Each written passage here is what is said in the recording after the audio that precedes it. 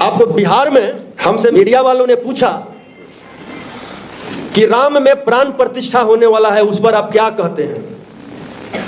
तो मैंने जवाब दिया, अभी तक राम बिना प्राण के थे क्या? सारे मीडिया वालों ने कहा कि आरजेडी विधायक का विवादित बयान, ये विवादित बयान है क्या? और मैंने प्रधानमंत्री से आग्रह भी किया, भाई ऐसे ऐसे लोग हमारे देश में हैं जो पत्थर में प्राण डाल सकते हैं, तो देश के लिए बहुत ही कारगर साबित होंगे। और ऐसे लोगों का भारत सरकार सूची बनाए, और सूची बनाकर जो बॉर्डर पर हमारे सैनिक देश के सुरक्षा में लड़ रहे हैं, हर बटालियन के साथ एक प्राण स्पेशलिस्ट को वहां रखते हैं।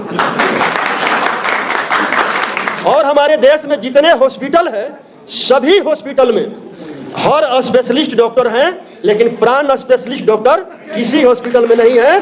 तो हर हॉस्पिटल में एक प्राण स्पेशलिस्ट डॉक्टर भी रख दे। अगर ये लोग हमारे सेना में और हॉस्पिटल में जिनका मृत्यु होता है उसमें प्राण नहीं डाल पाते हैं, तो आप समझिए कि ये लोग पूरे देश में अंधविश्वास फैला रहे हैं, पाखंड फैला रहे हैं, मनुवाद फैला रहे हैं। और अंधविश्वास और पाखंड फैलाना कानूनन अपराध है, और ऐसे अपराधियों को कहां होना चाहिए? तो मोदी जी को ये काम तो करना चाहिए ना, लेकिन करेंगे नहीं। आज भी वो कह रहे हैं और पूरे देश में चल रहा है कि जो राम को लाया है हम उनको लाएंगे। अगर वास्तव में राम भगवान हैं, उनको लाने वाला कोई है क्या? और राम राज के बारे में आप लोगों को पता है क्या? राम राज में एकलव्य का अंगूठा काटा गया और शंभुक का हत्या किया गया, वध नहीं कह सकते हैं। शंभुक का गला काट करके हत्या किया गया। और शंभुक था कौन? हम जो यहाँ बैठे हुए हैं, हम ही लोगों के समाज का शंभुक थे। और उनका दोष क्या था? वो शिक्षा प्राप्त कर रहे थे और शूद्र समाज को शिक्षा देने का भी काम कर रहे थे। तो क्या शिक्षा देना अपराध है?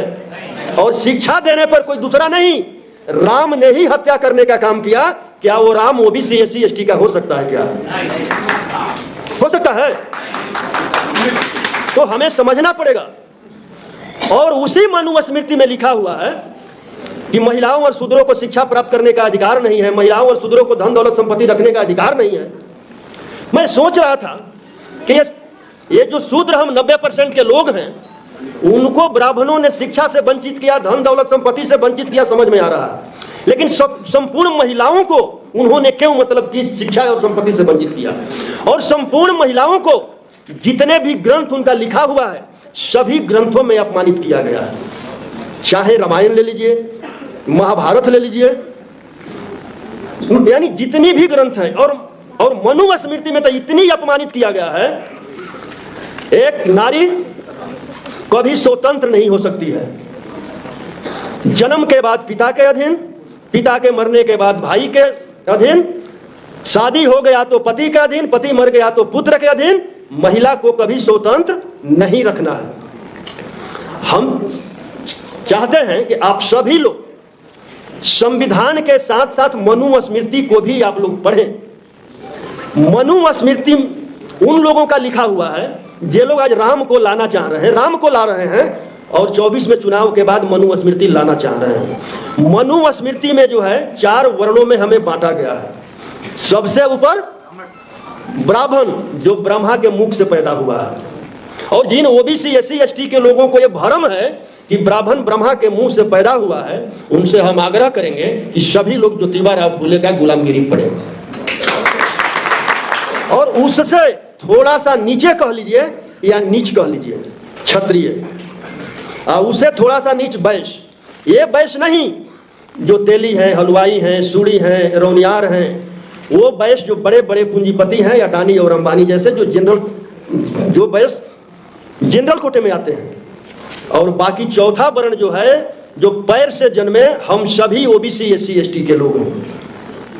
ऐसा हो सकता है कि एक बाप का 4 पुत्र हो, कोई सर्वश्रेष्ठ हो और कोई नीच हो सकता है क्या?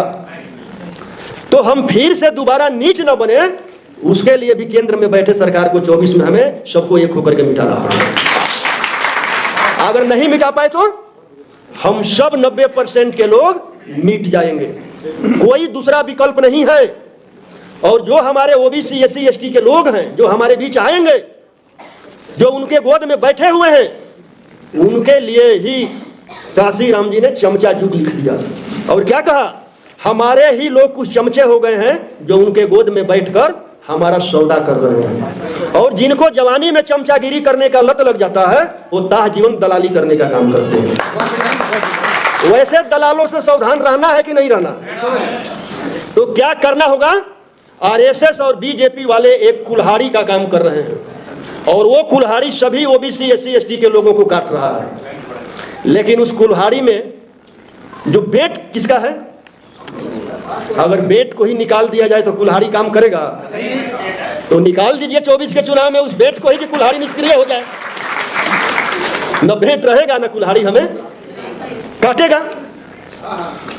और जो जयंती है सावित्री बाई फुले जी का और फातिमा शेख जी का, अवंती बाई लोधी जी का, तो शिक्षा के क्षेत्र में मैं भी जो है 7 जनवरी को सावित्री बाई फुले का मैं डेहरी ओम सोन में जयंती मनाया था। उसमें लगभग 25-30 हजार लोग आए थे, और महिला और पुरुष का बराबर हिस्सेदारी था। क्योंकि मैंने सबको आग्रह किया था कि जो भी आए अपनी पत्नी को लेकर आएंगे, क्योंकि जब तक महिला में बदलाव नहीं होगा सामाजिक बदलाव संभव नहीं है। और उस कार्यक्रम के बाद हमारे यहाँ जितना शिव चर्चा वगैरह हो रहा था, सारी महिलाओं ने ढोलक झाल सब ला करके फेंक दिया। और उन्होंने शपथ लिया कि हमें मंदिर नहीं चाहिए, हमें विद्यालय चाहिए। और मैंने जब पटना में होर्डिंग लगवाया कि स्कूल का मतलब, मंदिर का मतलब मानसिक गुलामी का मार्ग, और स्कूल का मतलब जीवन में प्रकाश का मार्ग। जब मंदिर का घंटी बजता है तो हमें संदेश देता है कि हम अंधविश्वास, मूर्खता एवं पखंडता की ओर बढ़ रहे हैं।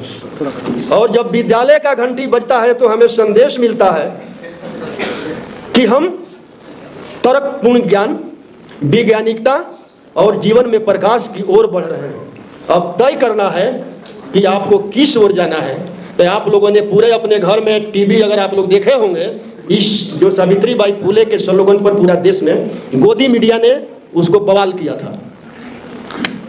तो हम आप लोगों से आखिरी बार आग्रह करता हूं, क्योंकि बार बार हमें कहा जा रहा है कि अपने बात को समाप्त करिए, कि बस यहां से सभी लोग शपथ लेकर जाएं कि हमें 24 के आने वाला लोकसभा चुनाव में जो भी संविधान के विपक्ष में खड़ा हो उसे हमको समाप्त करना है, और जो संविधान के बचाने वाले लाइन में खड़े हो उनको जिताकर पार्लियामेंट भेजना है।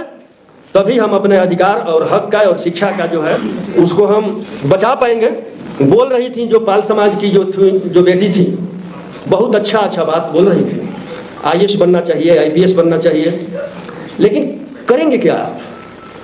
आपको जो नई शिक्षा नीति थी 2020 के द्वारा जो लेटरल एंट्री लाया गया है, जिसके द्वारा लगभग 400 संयुक्त सचिव बना दिया गया है, आपके आईएएस जो बनेंगे अब संयुक्त सचिव तक वो पहुंचेंगे क्या? और उसमें एक भी आपके ओबीसी एससी एसटी के लोग नहीं हैं। तो मैं इसी के साथ अपने वाणी को विराम देता हूं। जय बुद्ध, जय भीम, जय मंडल, जय संविधान, जय ओबीसी।